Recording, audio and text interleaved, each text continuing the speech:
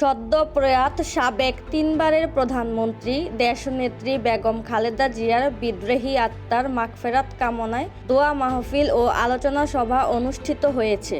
শনিবার বাদ আসর মাতোয়াইল দক্ষিণপাড়া বদগাছা বাজার বাংলাদেশ জাতীয়তাবাদী পরিবহন বাস, ট্রেন, লঞ্চ, হকার শ্রমিক দলের আয়োজনে এ দোয়া মাহফিল ও আলোচনা সভা অনুষ্ঠিত হয়। এতে প্রধান অতিথি হিসেবে উপস্থিত ছিলেন জাতীয়তাবাদী শ্রমিক দল কেন্দ্রীয় কমিটির সভাপতি জনাব আনোয়ার হোসাইন,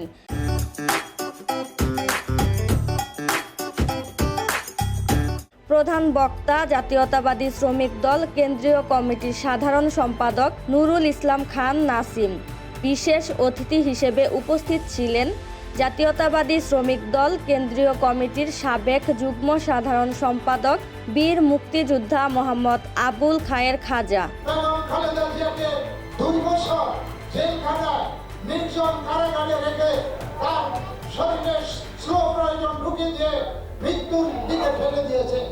কিন্তু সে জীবিত অবস্থায় এবং বীরের বেটা হাইটা জেলখানে গেল, বাইরে সময় দেখা গেল হুইলচেয়ারে বেগম খালেদা জিয়া অসুস্থ।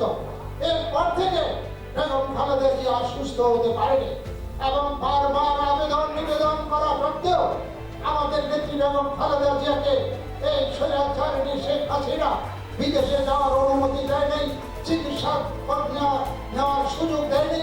কাজে আজকে সেই নেত্রী তার দলের জন্য, দেশের মানুষের জন্য, স্বাধীনতা সার্বভৌমত্ব টিকিয়ে রাখার জন্য দেশনেত্রী বেগম খালেদা জিয়া জীবনের মায়া করেননি।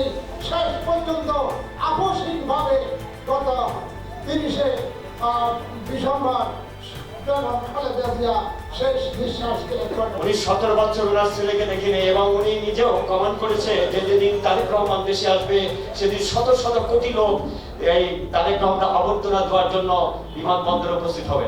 আল্লাহ পাক আসলে ওনার দোয়া কবুল করছেন, মায়ের দোয়া কবুল হয়ে গেছে। আমরাও তার ওনার জন্য দোয়া করি, আল্লাহ পাক যেন ওনাকে বেহেশত নসিব করুন, জান্নাতুল ফেরদৌস দান করুন। স্বেচ্ছাসেবক দল কেন্দ্রীয় কমিটির সহ সম্পাদক মোহাম্মদ শহীদুজ্জামান পাশা। আমার মা বাংলার জননী দেশনেত্রী বেগম খালেদা জিয়াকে বলা হয়েছিল বিদেশে যাওয়ার জন্য, কিন্তু তিনি বলেছিলেন এই বাংলাদেশ আমার ঠিকানা, এই বাংলার জনগণই আমার সব, আমি বিদেশে যাব না। তিনি কিন্তু সেই দিন যায়নি বিদেশে। আর যদি তিনি চলেই যেতেন তাহলে বাংলাদেশ থেকে গণতন্ত্রের নামটি মুছে যেত। এই বাংলাদেশের গণতন্ত্র প্রতিষ্ঠার জন্য আমার মা আজীবন লড়াই সংগ্রাম করে গেছেন, আপনারা জানেন। আপনারা তার জন্য সবাই দোয়া করবেন, আল্লাহ যেন তাকে জান্নাতবাসী করেন।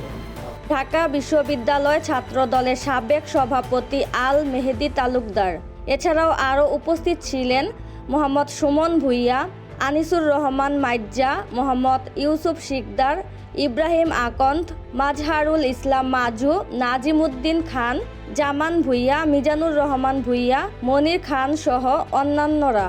এতে সভাপতিত্ব করেন যাত্রাবাড়ী থানা বাংলাদেশ জাতীয়তাবাদী পরিবহন বাস, ট্রেন, লঞ্চ, হকার শ্রমিক দলের আহ্বায়ক মোহাম্মদ আল মামুন মিয়া এবং সঞ্চালনায় ছিলেন বাংলাদেশ জাতীয়তাবাদী পরিবহন বাস, ট্রেন, লঞ্চ, হকার শ্রমিক দল কেন্দ্রীয় কমিটির প্রতিষ্ঠাতা উপদেষ্টা ফারুক আহমদ।